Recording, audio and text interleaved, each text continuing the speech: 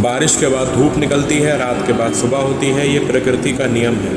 उसी तरह सूरज का चमकना और चांद का रात को जगमगाना भी प्रकृति का ही एक नियम है। लेकिन कभी कभी कुछ ऐसा होता है जिससे ये नियम टूट जाते हैं। ऐसा ही एक नज़ारा होता है सूर्य ग्रहण के वक्त। गांव के बुजुर्ग अक्सर कहा करते थे कि सूर्य ग्रहण के पीछे एक कहानी है, एक क्रोधित राजकुमार की कहानी। आइए सुनते हैं वो कहानी। बहुत समय पहले सूर्यलोक में रहते थे सूर्यदेव और उनकी पत्नी छाया। छाया को संतान सुख की बहुत इच्छा थी। सूर्यदेव ने उन्हें यमराज की पत्नी संज्ञा से एक पुत्र प्राप्त करने का वरदान दिया। संज्ञा ने छाया को एक तेजस्वी पुत्र दिया जिसका नाम था वैवस्वत मनु। वैवस्वत मनु बचपन से ही बहुत तेजस्वी और पराक्रमी था। वो सूर्यलोक में सभी का प्रिय था। पर एक दिन वैवस्वत मनु को पता चला कि वो असल में संज्ञा का पुत्र है, छाया का नहीं। ये जानकर वैवस्वत मनु को बहुत गुस्सा आ गया।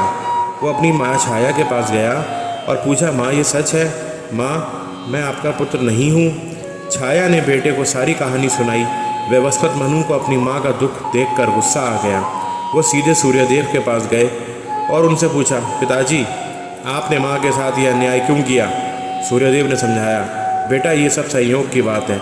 मैंने छाया को संतान सुख का वरदान दिया था, इसलिए संज्ञा से पुत्र प्राप्त करने का रास्ता निकाला।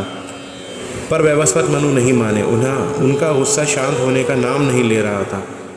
वो बोले, पिताजी आपने माँ के साथ धोखा किया है, इसके लिए मैं आपको दंड दूंगा। सूर्यदेव अपने बेटे का क्रोध देखकर हैरान थे। उन्होंने वैवस्वत मनु को शांत करने की बहुत कोशिश की, पर वो नहीं माने। आखिरकार वैवस्वत मनु ने अपनी दिव्य शक्तियों का इस्तेमाल किया और सूर्यदेव का तेज कम कर दिया। सूर्यलोक में अंधेरा छा गया। देवताओं और मनुष्य पर भी इसका असर हुआ। सारा संसार अंधकार में डूब गया। तब देवताओं ने मदद के लिए भगवान विष्णु के पास गए। भगवान विष्णु वैवस्वत मनु के पास गए और उन्हें समझाया, बेटा क्रोध से कभी कोई समस्या हल नहीं होती। तुम अपने पिता को दंड देने की बजाय उनसे माफ़ी मांगो और उनका तेज वापस लाओ। वैवस्वत मनु को भगवान विष्णु की बात समझ में आ गई। उन्होंने अपने पिता से माफ़ी मांगी और उनका तेज वापस उनको लौटा दिया। सूर्यलोक में फिर से रोशनी हो गई। सूर्यदेव ने वैवस्वत मनु को क्षमा कर दिया। तब से ये माना जाता है कि जब भी वैवस्वत मनु अपने पिता सूर्यदेव से नाराज़ होते हैं तो वो थोड़े समय के लिए उनका तेज कम कर देते हैं, जिससे सूर्य ग्रहण होता है। और ये भी कहते हैं कि ग्रहण के दौरान गर्भवती महिलाओं को बाहर नहीं निकलना चाहिए, क्योंकि सूर्य का कमज़ोर तेज उनके बच्चे को नुकसान पहुंचा सकता है। बच्चे, ये तो कहानी है। असल में सूर्य ग्रहण एक वैज्ञानिक घटना है। जब चांद सूर्य और पृथ्वी के बीच आ जाता है तो वो सूर्य को पूरी तरह या आंशिक रूप से ढक लेता है, जिससे हमें पृथ्वी पर सूर्य ग्रहण दिखाई देता है। और ये कहानी हमें कुछ ज़रूरी सीख भी देती है। पहली सीख तो ये है कि क्रोध का त्याग।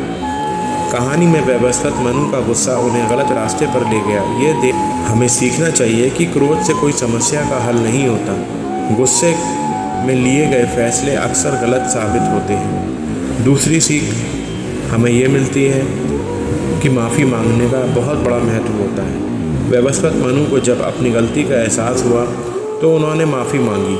ये सीख देती है कि गलती करना कोई बुरी बात नहीं है, लेकिन ज़रूरी है कि गलती का एहसास होने पर माफ़ी मांगनी चाहिए। तीसरी सीख हमें ये मिलती है कि हमें अपने माता पिता का सम्मान करना चाहिए। कहानी में सूर्यदेव के साथ वैवस्वत मनु का व्यवहार सही नहीं था। ये सीख देती है कि हमें हमेशा अपने माता पिता का आदर करना चाहिए। सूर्य ग्रहण को लेकर विज्ञान की अपनी थ्योरी है, पर यह कहानी पीढ़ी दर पीढ़ी चली आ रही है। ये कहानी बच्चों को ये सीख देती है कि प्रकृति के नियम अटल हैं और ग्रहों की चाल से ही हमारा जीवन चलता है। आज के समय में भी सूर्य ग्रहण को लेकर कई मान्यताएं हैं। ग्रहण के दौरान लोग नदी में स्नान करते हैं, दान पुण्य करते हैं और ये सब शुभ माना जाता है। ग्रहण हो या ना हो, ये बात पक्की है कि सूर्यदेव हमारे जीवन का आधार हैं और हमें प्रकाश और ऊर्जा देते हैं।